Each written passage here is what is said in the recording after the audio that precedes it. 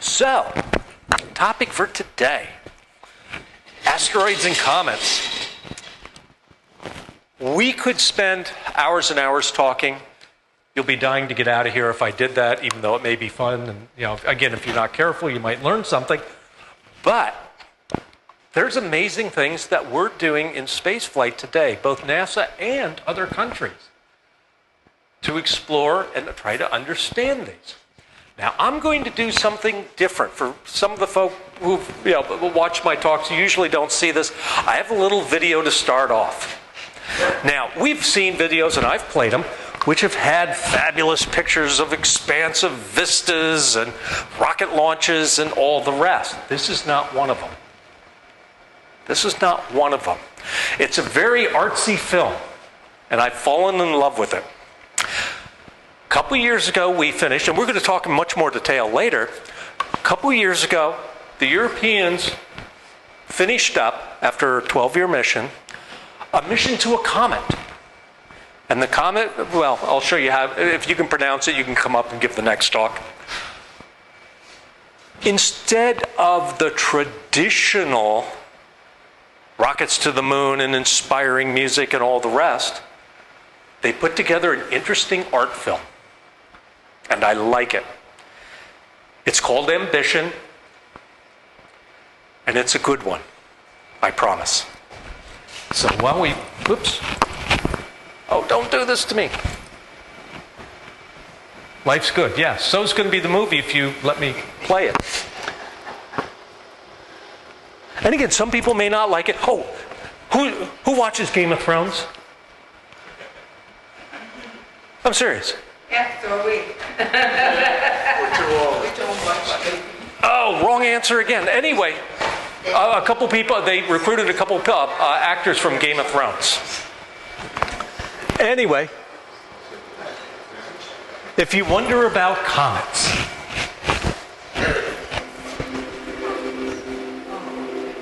and this is different, you may or may not like. And these are the folk from Game of Thrones.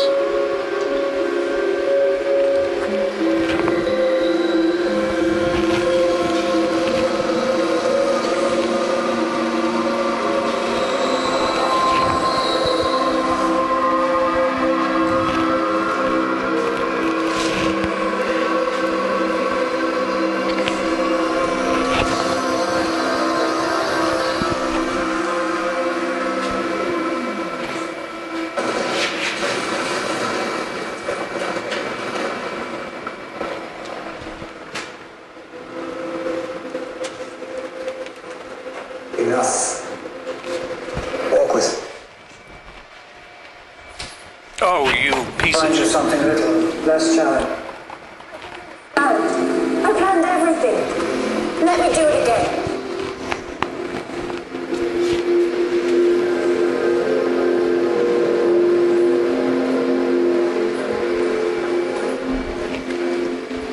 Once upon a time.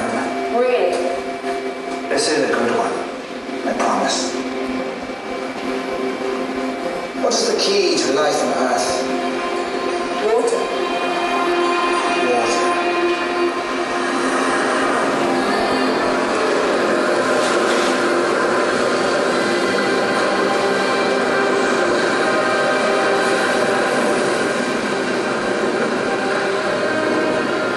For a long time, the origins of water and the good life on our home planet. And that's new history. So we began searching for answers beyond Earth. Where did all this water have come from? In time, we turned to comets. Arbitrary celestial balls of ice, dust, complex molecules left over from the birth of our solar system. Once thought of as messengers of doom and destruction, and yet so enchanting, if we were to catch one. A staggeringly ambitious plan. Are you talking about the Rosetta mission? Throw me the probe.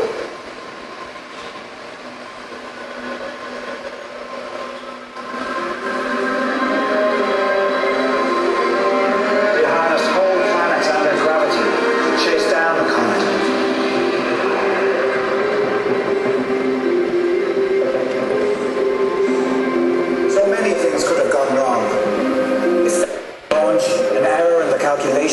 collisions, so many unknowns.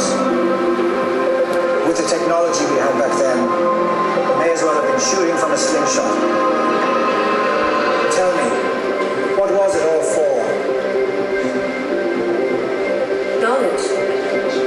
Yes, but we also wanted to show what was possible.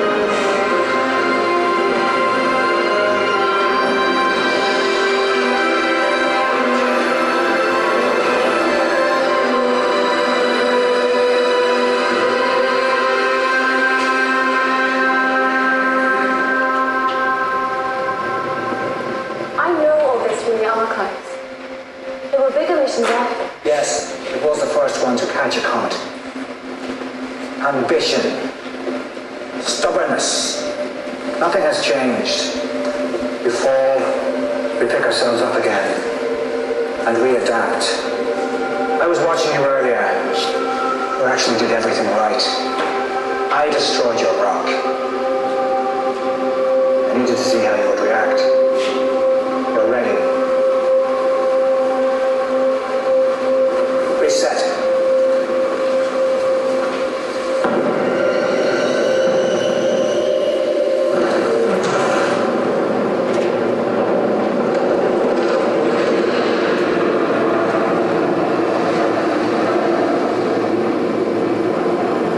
Nicely done. Let's begin.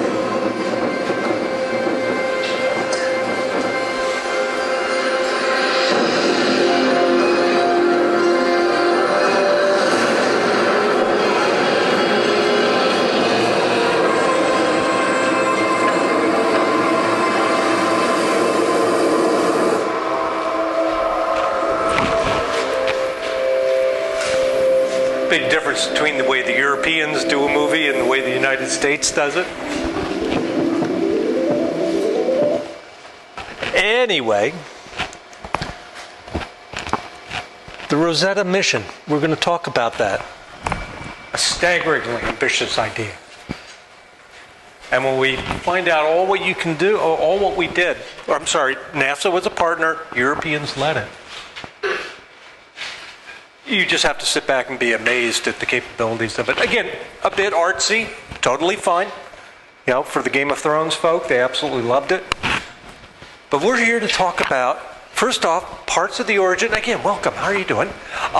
We're going to be talking about the origins of the solar system a little bit, throw some crazy stuff out there, which you may or may not know. And also, asteroids versus comets. They're two different things. Probably had the same origins. And then we're going to be talking about the various missions that we're taking to the comets and to the asteroids. Well, let's get started real quick because I don't want to run too late, and we're already running a bit late. That's what we looked like at the very beginning. This is how we build a solar system. You start with a primordial collection of gas and dust. Eventually, it all starts to collapse on itself. A star forms. The very center. And then we start generating heat, a bit of light, as it collapses more and gets to be more of a star that we see of as like our sun, starts pushing away that dust, kind of compacting it. Also, with the additional size, we get more gravity. And things start spinning around and around in an orbit around it. Very common. We see this everywhere, all over the sky, today. Anyone take a look at Orion? It's more of a winter constellation, but it's still above the horizon now.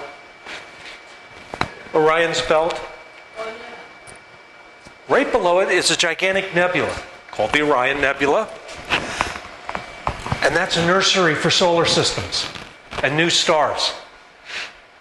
This is a Hubble telescope picture, but we can see this from the ground with some of our better optical telescopes. This process is happening today. And in a few 100 million years, there's going to be brand new solar systems out there. Think of that. This is not something that just happened in the past and we're just watching it all go by today. This is happening today. And will continue for hundreds of millions of more years. So, We got ourselves a solar system. That's pretty neat. So far, so good, right? Now, what do you do with the solar system? Well, you get a few planets. The process is really pretty in terms of the age of the universe. It's a rather quick process. 50, 80, 100 million years. You have yourself a brand new solar system. That's like that in terms of the lifetime of the universe. And that's a pretty good deal. Now, when these solar systems, these primordial solar systems form, they're dominated by gravity, the short time that they've been going around. Like I say, just like a bunch of newlyweds, you have to get used to your other half now. And maybe some adjustments need to be made. Not that any of us know about relationships or marriage or anything like that. Yeah, a few adjustments have to be made, and sometimes it doesn't work out. And let's see what happens when that doesn't work out. Okay, so we get our planets quickly made. They start, I need my space and all the rest. Jupiter's a particular case. Jupiter is actually a failed star. We could have been easily a binary system, 2 suns. It just wasn't big enough. It is radiating more heat than it absorbs. It did try, it failed. That's okay. But we have an interesting little problem. The way the solar system was originally built was much smaller than what we know today. All the planets that we think of as billions and billions of miles away weren't. More importantly, now that they're a lot closer together, their gravity starts interfering with one another. And crazy stuff happens.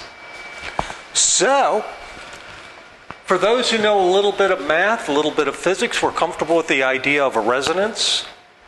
When two entities, whether it be a waveform, physical waves in the ocean, gravity, they start constructively, destructively interfering, just like you'd have with a badly tuned instrument. And crazy stuff happens. A bunch of researchers about 10 years ago, 15 years ago, in Nice, France, or at least that's where the paper was announced, ran the movie backwards. How did we get a solar system the way it is today?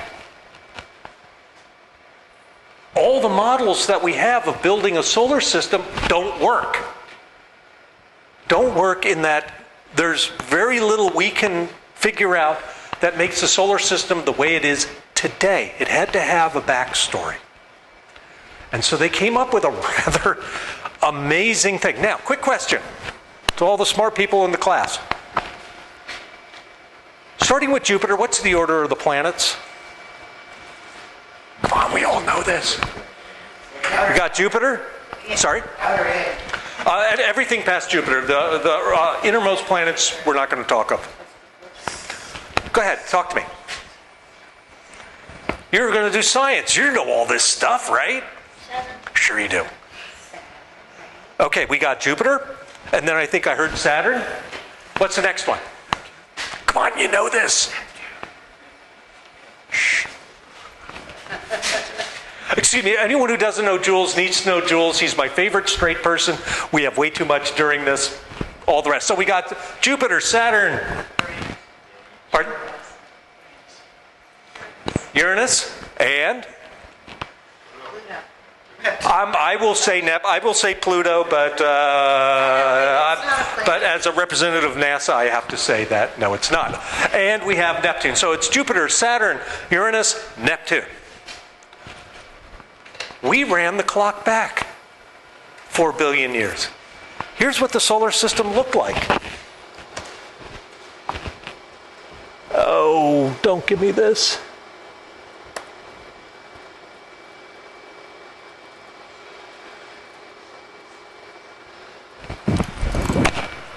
Watch carefully the early days of the solar system. This is called the Nice model, Nice, France. And you see, I'm going to hold this just for a second.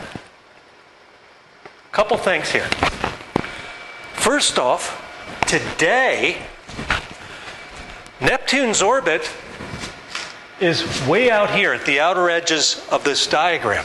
This is the way the solar system first formed. Everything's all clumped up. In the studies of all the planets that we're finding around stars today, we found several thousand planets around various stars already. The big planets, or many of them, are all clumped rather close, kind of like this. This may be the evolution, the natural evolution of planets. Now, wait a minute. Didn't we say again in the poll, and we came up with the correct answer today? We have Jupiter, Saturn, Uranus, Neptune. Jupiter, Saturn, Neptune. Do we have a problem here, Houston? And Uranus. What do you think's going to happen? Oh, and with Kuiper Belt, we're going to be talking of over time from the beginning. Now we're 300, 400 million years. We're going to slow down and watch this resonance happen. Uranus and Neptune switch places and explode out into the solar system.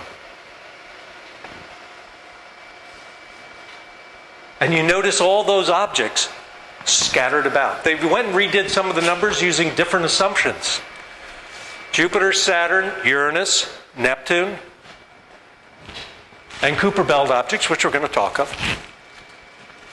You see the resonance gets stronger. Things get a little bit distorted, and 100 million years earlier, boom. And everyone starts interfering and things get flung out. And that's how we ended up with the solar system we have today. So we started with all of these beautiful objects, and we're just going to, is this the one? Yeah, we're just going to stop it. When we built in that beautiful disk of material, the solar system, not everything became a planet. We had scraps left over.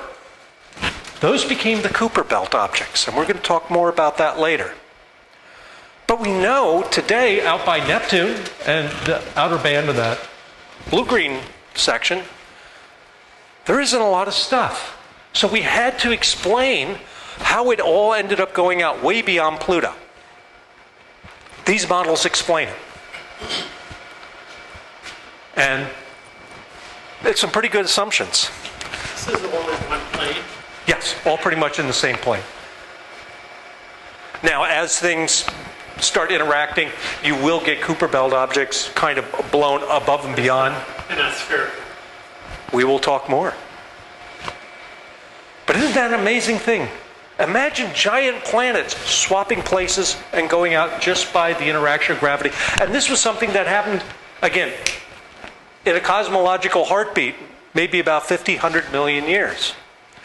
What we know, and this firms up a lot of the assumptions, that Earth was formed about 4.6 billion years ago. About 800 million years after that, and we know this from the data we got back from the moon landings, there was a period of what we call the Great Bombardment. We had everything being hammered by asteroids. Well, if you've been happily humming along for 800 million years, why all of a sudden the big change? You saw how all those were scattered about? That was the origin of this Great Bombardment. That's where most of the big craters on the moon came from. And we have pretty good ways of dating it. It's about 3.6 billion years ago. And that kind of firms up a little bit about where all of this kind of came from. So, let's keep going.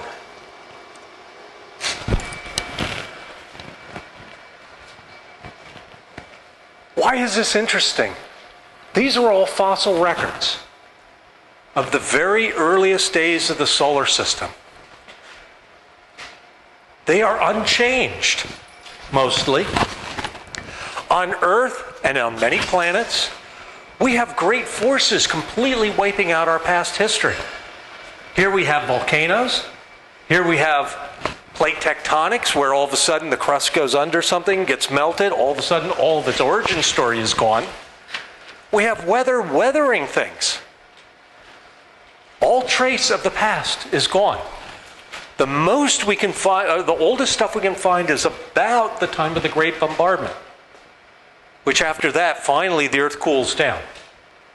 Earth was just a molten blob back then. So, the asteroids, not having those kind of processes, kept their original look and feel. They kept their original composition. So if you want to go back and understand how the solar system, not the universe, was originally formed, this is the stuff that you're going to look at and want to understand. So, we hear asteroids and comets. Great dual topic for today. We could talk all day about either one. What's the difference? Without cheating, don't look at that, and you tell me what the difference is. Folks over here, what do you think the difference is? Don't look at the screen. Okay, a comet. Sorry, we'll start with the asteroids. We'll do it in order. Asteroids are a piece of rubble, most of them closer to the sun. Different compositions, but mostly rocky. We have another talk, maybe in the future, that'll talk about why some are mostly ice and others are mostly rock. We can talk about that later. But they're in reasonable proximity of the solar system. We have a big belt of asteroids between the Earth and Mars, cleverly named the Asteroid Belt. And they can get kind of big. Mostly rocks, some metallic, not a lot of water, we don't think that much. But then let's talk about comets. Comets come from a different place entirely. Remember that band of objects that just got exploded out when the universe started? I keep saying universe, when the solar system got formed? Those all settled in outside of Pluto. Danish astronomer, I forget his first name, but his last name is Kuiper, discovered that there's a ton of objects out there. Pluto is actually sort of considered a Kuiper Belt object. One of the reasons why it's not really considered a planet. I'm in the group that says it is one, but that's my thing. About Sharon. Say again? About Sharon. Sharon's bigger than Pluto. No, it's about a quarter of the size. Yeah. Well, there's another one that's bigger than Pluto. Pardon? There's another one out there that's bigger than Pluto. Eris. And Eris is also one of them, which now further complicates what your definition of a planet is. And we should have a whole talk on, this debate, and we're never going to leave after that. So, comets contain tremendous amounts of water. Obviously, it's all frozen. Also frozen gases. When you get this far out, and we see this with Pluto, a gas like nitrogen, a gas like oxygen, a gas is carbon dioxide, all freeze out. We're comfortable with the idea of dry ice, and that only freezes like 70-something below zero, which is warm on Mars in some places. That's why you have polar caps on Mars. They're all carbon dioxide. And they originate way the heck out beyond Pluto in this Kuiper Belt. Further beyond that, we have another area, stuff that just never really had half a chance of truly becoming planets or even large moons. And that's called the Oort Cloud. Again, another Danish astronomer whose name is difficult to pronounce. Asteroids, just leftovers. It's the moldy Chinese in your fridge. It's just the stuff left over. Not enough. If you added up all the stuff in the asteroid belt alone, what's left is maybe enough to make a good-sized moon. Nothing on the size of a planet. Same thing with the Kuiper Belt. It's just bits and pieces of rubble. Not a whole heck of a lot. Most of them are in the tens of miles size, although we do have a few that are even much bigger. You can see pictures of it. They're kind of neat. And the bulk of them, obviously not all, but the bulk of them are between Mars and Jupiter, with some interesting exceptions. Some really cool exceptions. Can I ask you, what is tens of miles? Oh, say something like, okay, I live in Princeton or West Windsor. Tens of miles, I live about 30, 40 miles away. Oh, So again, that's the kind of distance that we might be talking. Yeah. You know, between here and West Windsor. Yeah. We're going to see one comet. It's just a little bit smaller than the New York metro area, just the 5 boroughs. This is the magnitude we're talking. They're also almost jet black. You have a black sweater. It is far blacker than that. And you wonder why they're tough to see, small and incredibly dark. It's a miracle we can see them at all. Kuiper Belt and Oort Cloud. If you take a little bit of a look, you see, again, it's kind of tough because this isn't the best graphic, but it's the best one I can find. You see the orbit of Pluto. Now, it's billions of miles all the way out to Pluto, about 4.5-ish billion miles. That belt, those objects that got exploded out during the formation of the solar system inhabit the area beyond Pluto. We actually, after we got a chance to take a good look at Pluto, went to go look for, and we found a Kuiper Belt object. I had to cut down the talk. I would love to talk about Ultima Thule, which is what they visited. I have all the slides tucked away somewhere if you want to talk about it later. But it's a Kuiper Belt object, not necessarily an asteroid, not necessarily a comet. I had to cut somewhere. Well, I would love to talk about it. We might even have a full lecture on that. But there's Oort Cloud. This is really the rubble, the flotsam and jetsam of the whole solar system. This Kuiper Belt, which goes out maybe 100 astronomical units, 100 times the distance from Earth to the Sun, is that little blue box. This cloud of debris, pardon? That's it. That little tiny thing, and that's way beyond Pluto. We're talking about something, an area of space with objects in it, gravitationally held by the sun. These aren't just passing by. These are held around our sun, going out to just about 1 light year. That's a quarter of the way to the nearest star. It's that big. It's also very sparse. There is not a lot of material in here. But we see this stuff. It's very small, very dim, but we're able to see it. Also, the important thing is, these 2 areas are the sources of our comets. Comets, great stuff. Do you know they have 2 tails?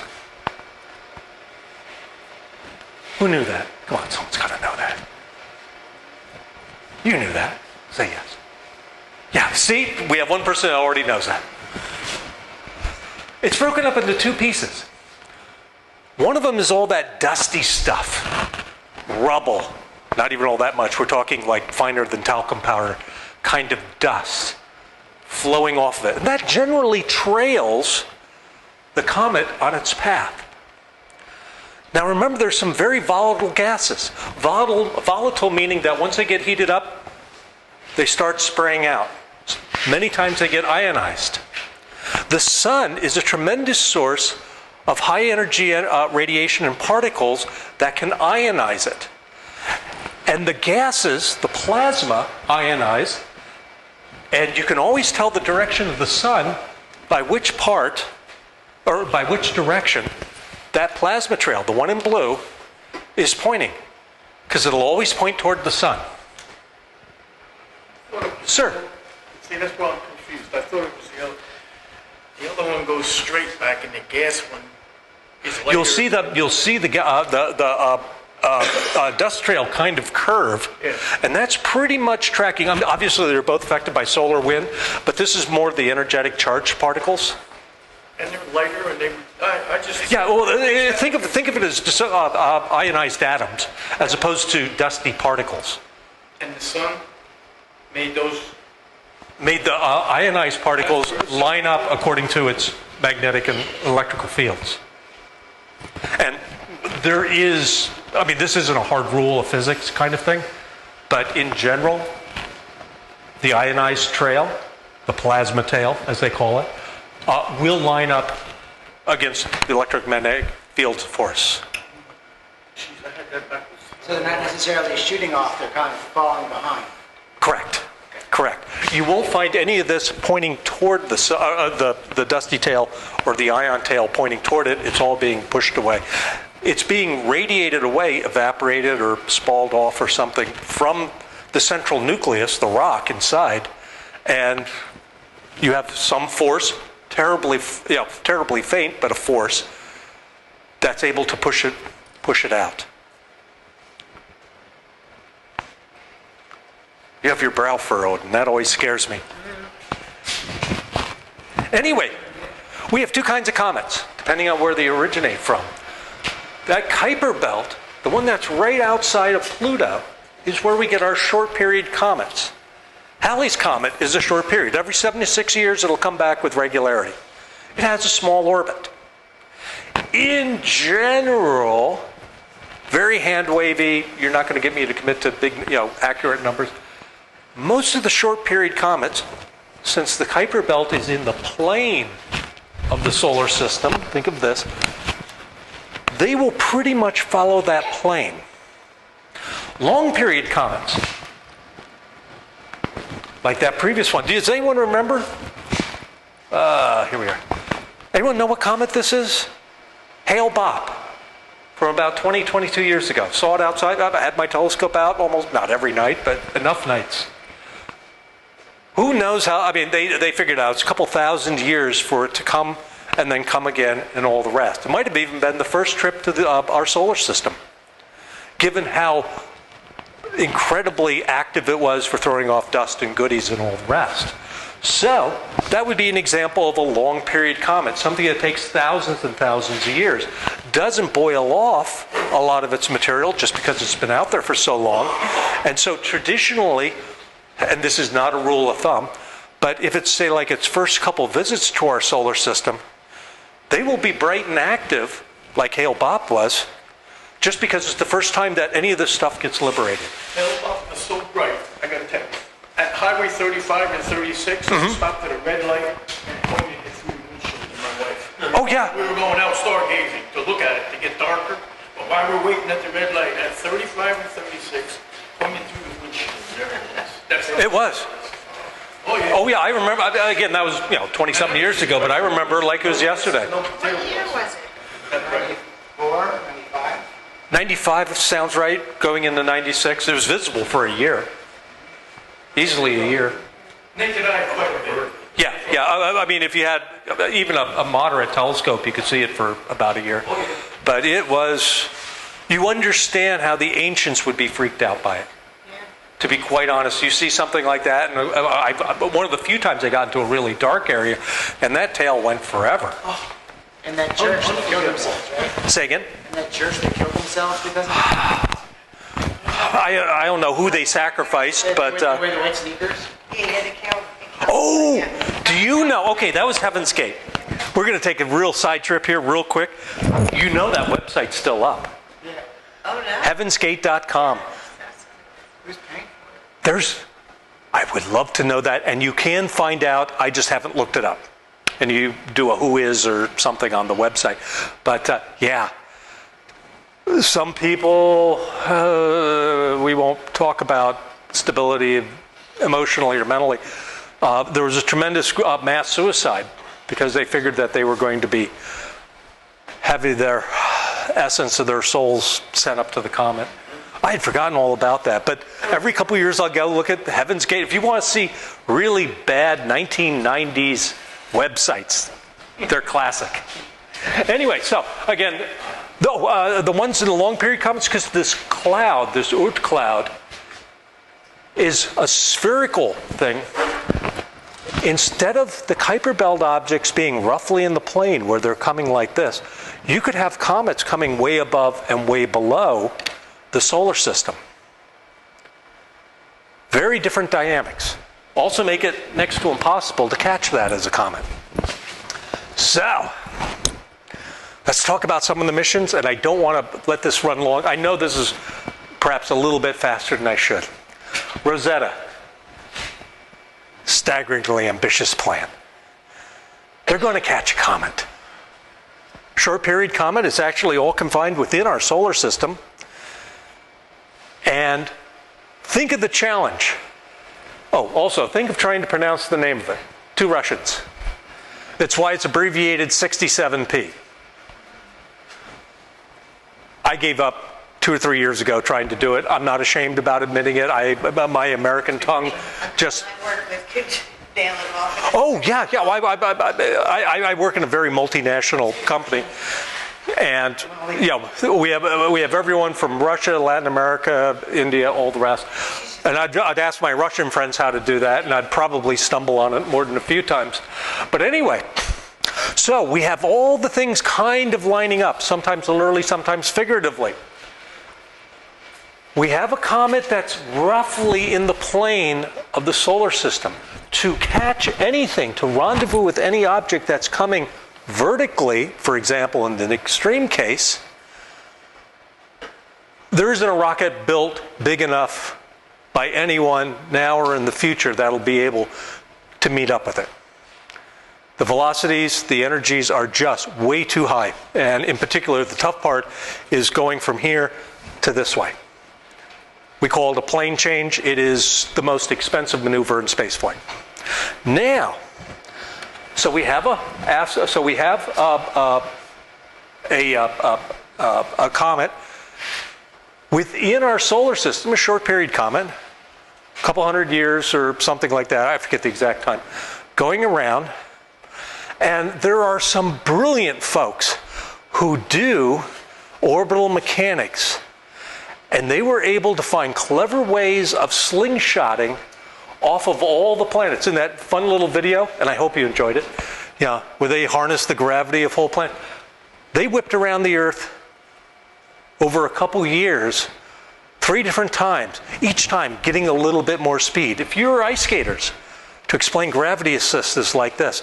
If I have myself skating, I have someone coming from another way, I can grab that person's hands, whip them around, effectively stopping myself, imparting my energy to the other skater, and that skater will speed up. I've watched too many Olympics. Anyway, this is what happens. 3 times Rosetta passed by the Earth. 3 times it got faster. The Earth slows down. Simple transfer of momentum. Just like ice skaters. One person stops, the other one goes faster. We slowed down Mars in order to pick up, or the Europeans slowed down Mars because they needed Mars for an assist. This is how spaceflight's done. Everyone seems to be ricocheting across everything. The other fun thing, again, a staggeringly ambitious idea. Rosetta itself was loaded up with a dozen different scientific instruments. Now, they even had a little lander. And you maybe caught a glimpse of it in the movie. It just attaches, no rocket engines. Rosetta starts coming down, lets it go, flies off. Little lander, Philae. Google Doodle of the day was to land on a comet. First time. That's crazy stuff. Landing on a comet. Anyway, the other incredible thing, it stayed there for a couple years. Rosetta did. And now, instead of just it caught up with it, as it's just starting to come back around the sun, now we're going to see what happens to a comet up close, like 100 kilometers away, when it starts erupting. No one's ever seen that or seen the dynamics over time. We were there for 2 years. One of my favorite pictures, that's going to be on my laptop tomorrow, I think. And that's the comet. This is actually when it's getting a little bit close to the sun. You see some of the jets of gas and dust coming off. This comet is rather far away from the sun. So, and it's also a short period, so it's pretty much given up all that it's going to give up. It's not generating huge clouds of gas like Hale-Bopp did. It's been doing it for too long. It's old, it's tired, it's getting burned out. But you see, it's got its original core. This is probably 2 bodies that clump together. You notice there's a thin little neck between 2 major lobes on it. And there was Philae. And it was just, again, the Europeans do things a little bit differently in their public outreach and all the rest. They had wonderful cartoons about Philae. And it's just a little box crammed with another dozen instruments to measure things up close on the surface. This is what they use to land. Now, what do you know about landing on a comet? How do you think they're all put together? Very little gravity, so you figure it's just a lot of dust. If it starts landing at walking speed, which Philae did, okay, I can walk into the wall and not break too many things anymore. But it's effectively almost no gravity. The concept of an orbit is almost tenuous. If you jumped up as hard as you could, you would escape from 67p. Gravity is that light. So, how do you're landing, you don't know what kind of surface. It had little harpoons, shot out from its legs to anchor it into the surface. Brilliant idea, right? When it works. Well, it turned out, we thought it was reasonable from what little we knew, that this was a really dusty, just like almost a fluff ball material. It turns out it's hard as rock. And those little harpoons, doink. All that tiny little bits of gravity, Philae hits, no harpoons. And you're watching this. I watched this live. It's amazing the live coverage that they'll have. It was a beautiful thing to watch. And they're going, yeah, we saw we had impact, but it's still moving. Something's wrong here. And it turned out it hit, it bounced. Again, just thinking walking distance, or walking speed. And it bounced, the first time was a couple hours before it hit again. And then it bounced and bounced and bounced. It ended up kind of on its side in a ravine. But it made it. Couldn't do a whole heck of a lot of science. Only had batteries good for 2 or 3 days. They weren't certain where it was, because where they were looking right where they aimed for, and it did hit right where it aimed for, but I'm sorry, much slower. Much slower. We could be here all day with doing that. But it was able to get some science back. The surface of that comet is rich in organic materials. Not a lot of water. And more importantly, it's different water than what we have here. The amount of heavy hydrogen, deuterium, in the water is a far higher percentage, about 4 times, that which we drink today.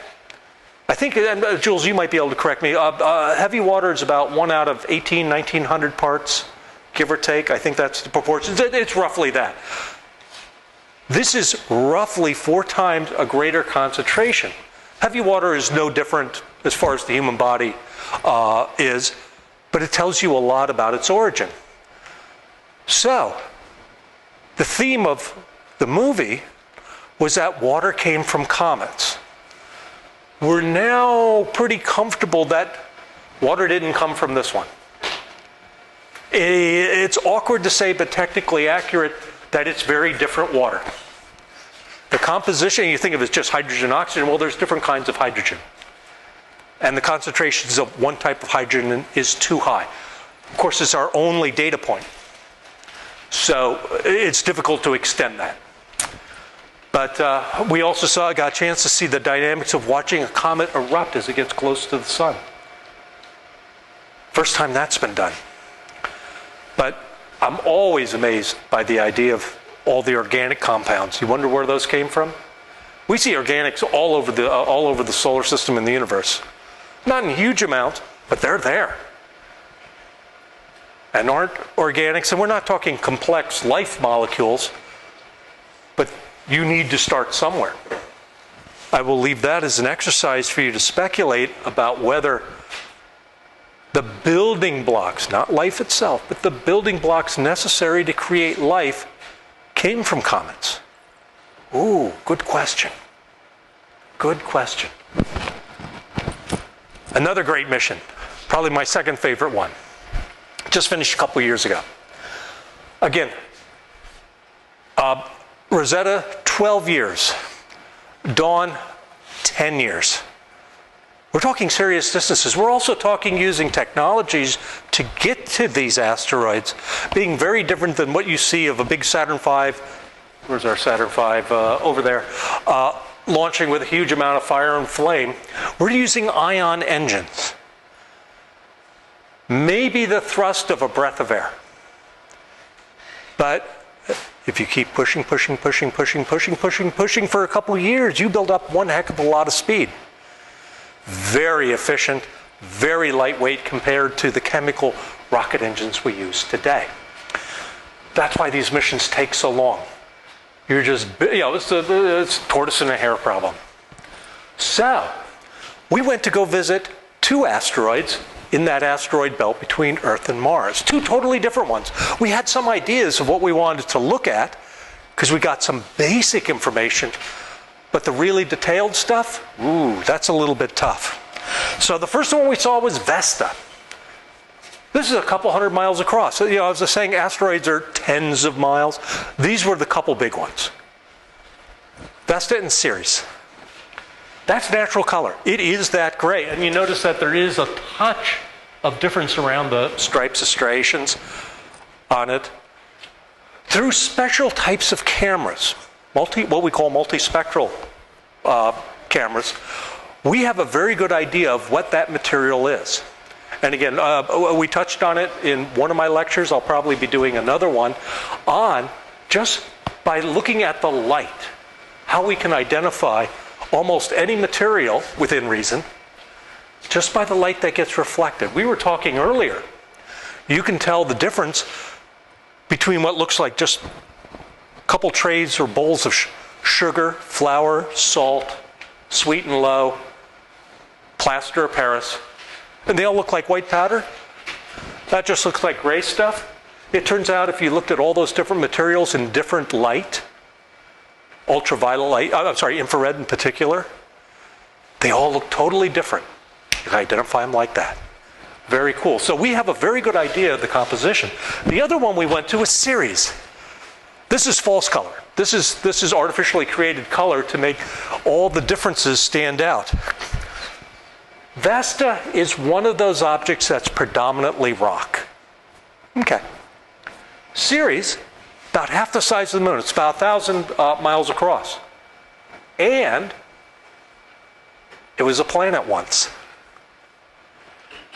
When they discovered it in the mid-1800s, we just found another planet right between Jupiter and Mars, right where we expect planets to be. We haven't found one there. It's about time we did. And it was Ceres. And it was the planet Ceres. Mercury, Venus, Earth, Mars, Ceres, Jupiter. All made sense, right? Years later, when they started finding Vesta and some of the others, they realized there was a whole bunch of these things there. And that's when they decided these were all asteroids, therefore not a planet. So if we talk about Pluto being demoted, Ceres was demoted about 100 years before that. Sorry. I was going to vote for that big one. Anyway, so you have this bright eyeball in the center. Turns out there's areas all over Ceres like that.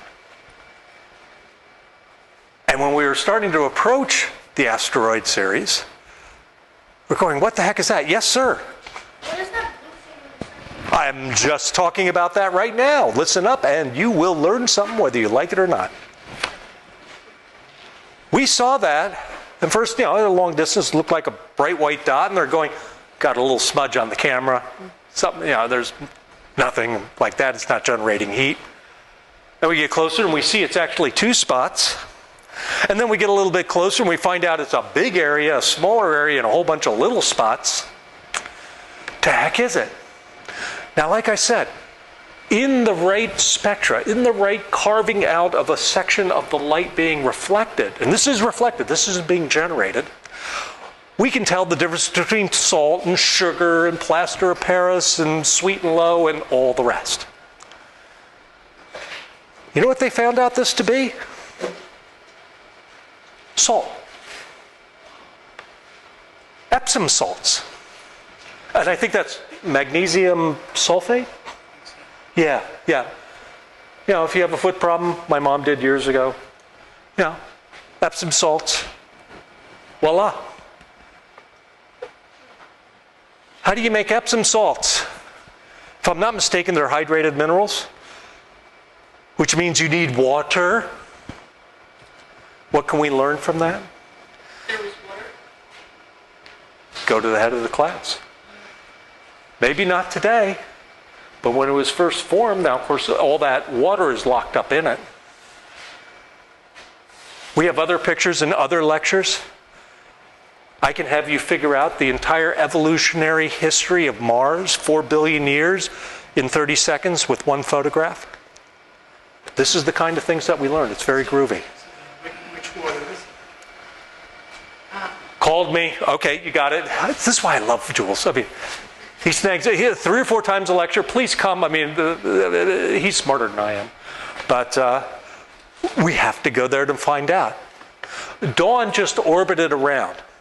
By the time it was getting close to its end of its mission, which was really just limited by how much fuel it had, and it did run out, you were down 20 miles. Super high resolution pictures. Actually, it was getting so low that they were starting to get blurred because of just the shutter couldn't go fast enough. This is a very dark body, kind of far from the sun, need long exposures. Long exposures and moving objects don't get along one another. Next mission, and it's happening today. It's happening right now, last couple weeks, last month or two. 2 of them. The Japanese, you know, we think of this being US and maybe Russia. Russia doesn't do much in this area at all anymore. They have enough troubles. It's a sad thing because Russia is actually very, very good at what they do. The new dominant countries, well, first you have the Europeans, and then you have the Japanese. And India is becoming a major force. What about China? They just went there. China's an interesting one. China has really limited, but methodically limited their exploration. China's already sent up, I think, 6 different manned spacecraft. A couple space stations. They're going to be launching another one. Right now, their effort is landing on the moon. They just landed on the far side a couple months ago. They're going to be, and they also have a communication satellite so they can talk to it, which is just, they are a sophisticated spacefaring nation. They're going slowly, but everything they're doing is working pretty well. It genuinely is. And they have another moon landing mission, I think this summer. India is going to be landing there soon. Israel's going to be there in a couple months. Interesting stuff. But now, you know, I said, well, we have to go there to find out if that's really the right hydrogen, really this. If it's, let's get some ground truth. Is it really Epsom salts on that Ceres? Well, let's go bring some stuff home. Easier said than done. US and Japan, completely independent, unrelated missions. Actually, there's a little crosstalk between them, but between the space agencies. The Japanese, and again, my Japanese is just failing me today. Hayabusa. I can say that better than I can the Russian names of the comet. Is going to the asteroid Ryugu. It's actually out of the Japanese children's story. And our OSIRIS-REx is going to an asteroid Bennu. And both of them are designed to land, or at least touch, the surface, gather up just a little bit of the dust and debris that's there, and take it home. Japan will be the first one back. They actually had a mission a couple years before. It failed. No, strike that. It did not fail. Everything on that spacecraft died. And through the brilliance of the Japanese Space Agency, they got it to hobble back with like a couple grains of an asteroid. By all rights, it should have just been abandoned. And they got it back. I mean, kudos to them. I mean, it was just a brilliant rescue effort. You know, it was the equivalent of their Apollo 13. And this one is working wonderfully. Everything is just clicking like clockwork. They got one of 3 different samples that they want to bring back. It was really tough. They were supposed to get those samples a while back. We have a similar problem, actually a far worse problem. And we're going to take a look. Now remember how when we went to the Rosetta mission, wanted to drop Philae down, they were expecting all this dust, shoot a couple harpoons in it, nice, soft, and fluffy, we're going to be able to at least settle in. That's not the way it is. This is what we're up against at our asteroid, Bennu. See a lot of dust? No. No. You know how they're going to gather the samples? It's actually very clever. Both the Americans and the Japanese have clever ways of doing this. We have a big tank of nitrogen gas, and we were just going to go, and it was just going to blow up all the dust. And you have a little thing there, it sucks it all up, perfect. Well, that's rock. Oops. So they're spending a lot of time looking for a dusty spot. This was a fun movie, you can see this on YouTube. Spacecraft coming down, you can see it's just a couple meters up, and it shot a titanium bullet into the surface. Stuff blew back up, grabbed it up. It's going to do it a couple more times. But the Japanese, again, this is a spectacularly ambitious mission. Not only are they shooting bullets into an asteroid to get samples, now be careful with my word on this, they dropped a couple, quote, rovers on the asteroid to go explore it. 3 of them. Now, understand, this is a body that's less than a mile across. Effectively, there's almost no gravity. Now, when I go home and my car starts up and the wheels start to torque to get me on my way, in that gravity, my car would go off into infinity and beyond. So, the idea of a wheeled vehicle that you're just dropping, it's not like cats are always going to land on their feet. How do you get around? Question to the studio audience. How would you get around in an area with effectively zero gravity, just enough sort of to keep it on the ground, and you can't use wheels on a practical level? Grab onto it? Grab onto it? Well, it just dropped it, and then the Hayabusa just dropped them on the way, just like Philae was dropped, and it just continued on its way. So these things are just being all off by themselves. Oh, I'm sorry, that's after they hit it with the little bullet. These are the rovers. How the heck do you think they go around? Studio audience, smart people only. Guys. Come on.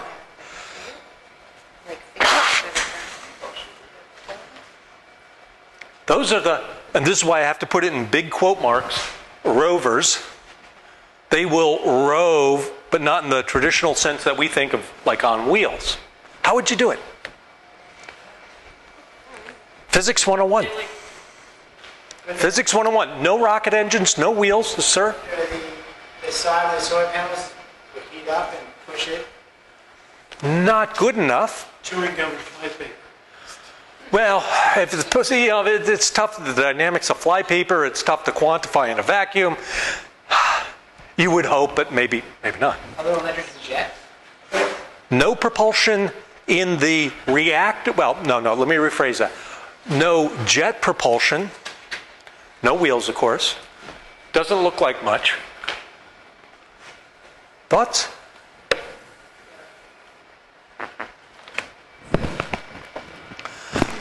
You ever spin up a top? Gyroscopic motion. Pardon? Gyroscope? A gyroscope? Keep holding. Any idea? That's the first teaser. And we know that as something turns, there's right-hand rules, forces go whatever. There's a little wheel in there, in each one of these. They spin it up, and then they break it. They stop it. And from that, it transfers the energy, because the energy has to go somewhere, and it causes it to hop. So they really are ultimately dependent on a little bit of gravity. Oh, well, they're 100% dependent, absolutely. Oh, okay. You know, but you know, again, if you just went boom like that, you're, Fly over, yeah. yeah. But it doesn't take much.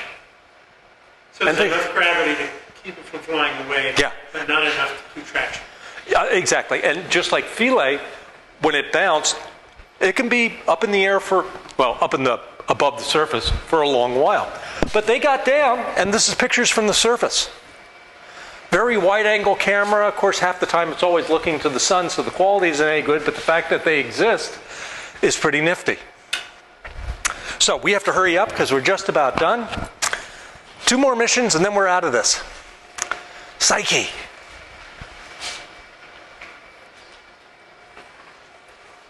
We talked a lot about things that they found on some of the asteroids and comets. Some of them are rocky, some have elements of carbon in them.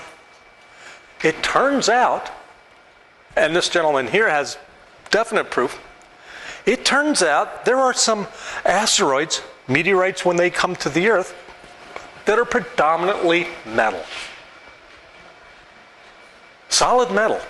How the heck can that be? I mean, it's not like you have a steel mill in space putting out reasonably high quality iron, mashing it together and sending it adrift, right? Or at least that's the way I learned it.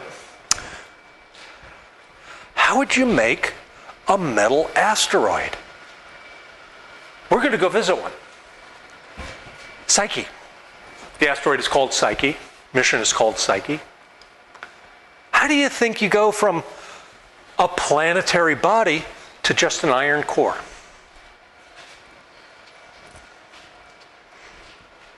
Bum, bum, bum, bum, bum, bum, bum. Sir?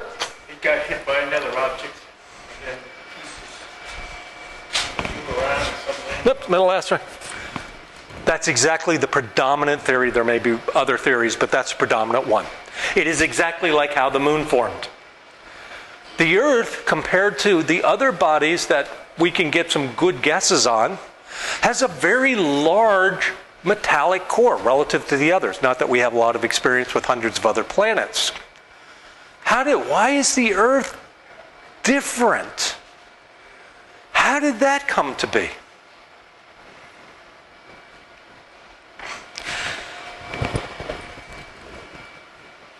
The moon, more than likely, the best theories we have, was created by what we call the Big Whack. You have the Big Bang, you have the Big whatever. This is the Big Whack.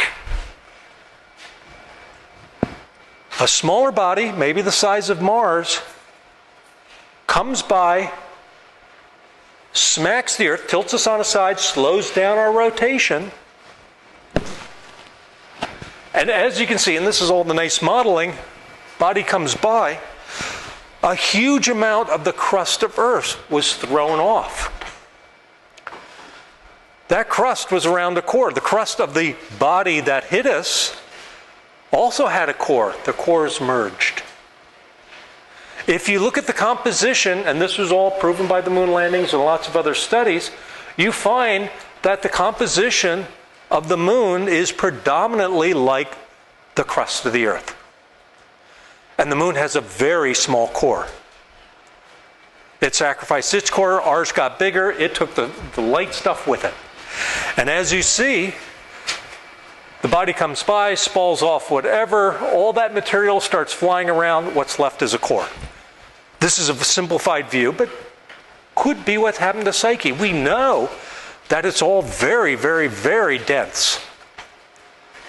And we're going to be going in a couple years, we're going to be going in a couple years and orbiting this and studying it really up close. You can bet there's going to be a lot of magnetic field studies. The iron meteorites are generally generally magnetic. Hey folks, you have one. We have another one too. Oh my God, they're coming in droves. I'm going to need to do this a second time. Real quick one, and this is the last one. Lucy. Yes, Lucy in the Sky. Yes, Beatles. Okay, we're all men of a certain age here. At least, well, maybe you, I'm not. But doesn't it seem to be, I'm not going to say a waste, I'm not going to say it's a bad thing, but isn't it frustrating that you go out and you build up this mission and spend all these years and you visit one thing? Now, Rosetta was pretty cool. A couple of the others are real cool, but you saw one thing. Why not a grand tour? If you're going to be spending all this time, money, and effort, wouldn't it be great to see a bunch of them? Lucy. 12 years we're going to spend. Probably one of those daringly complex missions. And it's going to go through and see about a dozen of them. It's a Trojan asteroid. It's a particular region of space. The ones here, I forget exactly where the Georgians are, but here you have the Greeks and Trojans, yes, and also the Hellas, all in orbit around Jupiter. Now, if you read a lot of the pop science, you'll learn that there's regions of stability in space where you can go and hang out, and they're called Lagrange points, bouncing points of the Earth, Moon, for the Earth system, the Earth, Moon, and the Sun's gravity, roughly bouncing. It's not perfectly balanced, but you can hang out there relatively fuel-free. Then, once you're done, well, who cares? But you will find that objects tend to localize themselves there.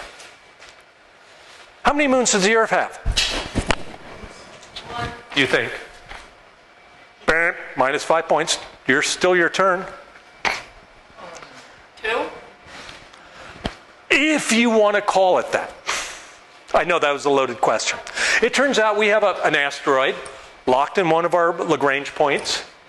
It's only been there a couple 100,000 years. It's definitely going to be leaving soon. It's not in orbit around the Earth, but it is tracking the Earth as this goes around the Sun. A far better example of this is here. This is what the asteroid system in and around Jupiter is like. We have the Greeks and Trojans. Geez, where did they come up with that? You see Jupiter going around, and this is where these Lagrange points are concentrated.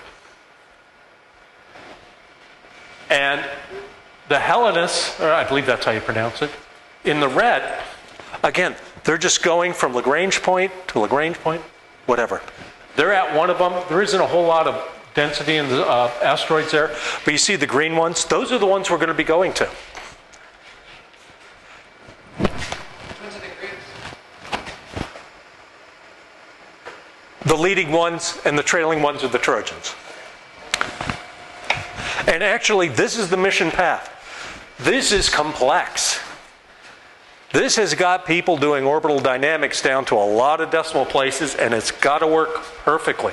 So first we launch from Earth. We take a few gravity assists from Earth.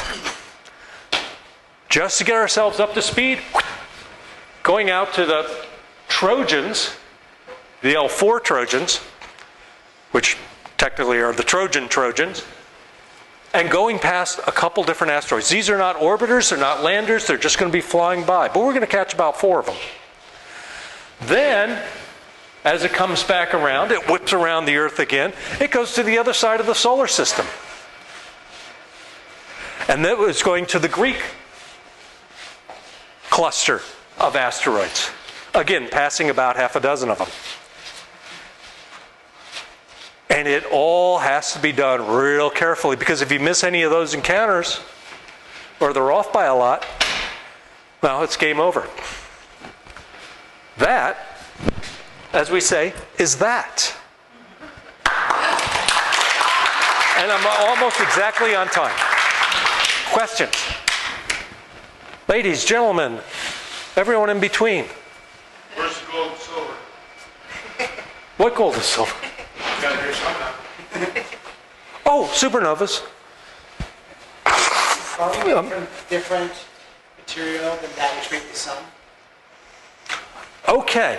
Oh, all right. The beauty of supernova. Come on, you saw Kim Arcan's talk. Okay.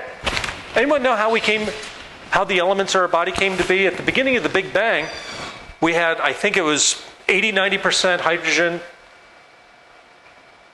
almost the rest of it helium, and a touch of lithium, not much more. How the heck do you make the carbon in this, or the gold in your wedding band, or something like that? How do you make that?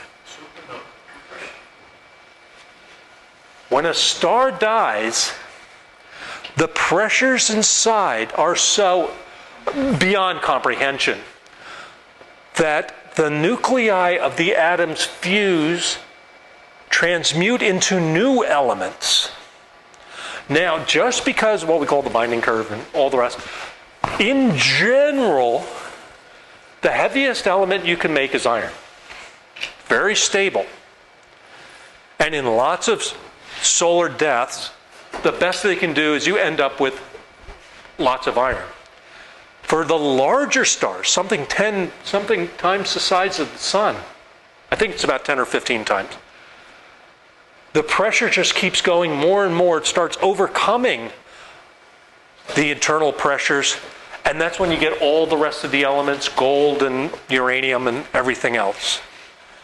And so Carl Sagan made a very big deal and very poignant statement about we are all star stuff. And that is 100% right. A lot of stars died and gave their all so that we can be here. Kind of puts things in perspective, doesn't it? Yeah, we're dead stars. You're saying we're thermonuclear waste? Yeah, pretty much. No. Yeah, think of like Chernobyl, like times a zillion. No, like when the sun formed, and then another supernova made deposited material that then made all the planets.